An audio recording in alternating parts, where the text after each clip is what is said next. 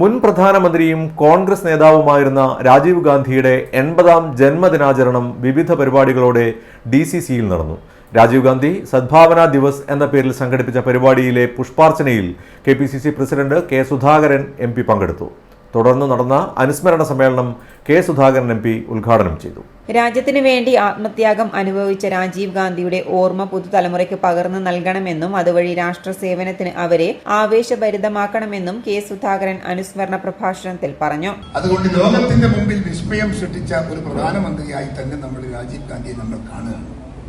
അദ്ദേഹത്തിന്റെ ഓർമ്മകൾ നമ്മുടെയൊക്കെ പുതിയ തലമുറയുടെ മനസ്സിനകത്ത് എന്നും എന്നും ജീവിച്ചു പോകണം എന്നതാണ് നമ്മുടെയൊക്കെ ആഗ്രഹം.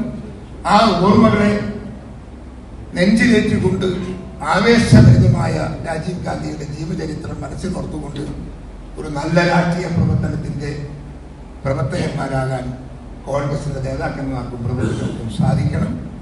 അദ്ദേഹത്തിന്റെ ഓർമ്മകൾ പുതുക്കുന്ന ഈ ദിവസം അതൊക്കെ നമുക്ക് മനസ്സിൻ്റെ അകത്ത് ഒരു പുനരാവിഷ്കരണം നടത്തി മുൻപോട്ട് പോകാൻ സാധിക്കുന്ന രീതിയിൽ രാജീവ് ഗാന്ധിയെ മുൻപിൽ നിർത്തി നമുക്ക് മുന്നോട്ട് പോകാം. DCC പ്രസിഡന്റ് മാർട്ടിൻ ജോർജ് അധ്യക്ഷത വഹിച്ചു. നേതാക്കളായ TO മോഹനൻ, രാജീവൻ എളയാവൂർ, MP അബ്ദുൾ റഷീദ്, റിജിൽ മാക്കുറ്റി, സുരേഷ് ബാബു എളയാവൂർ തുടങ്ങിയവർ പങ്കെടുത്തു.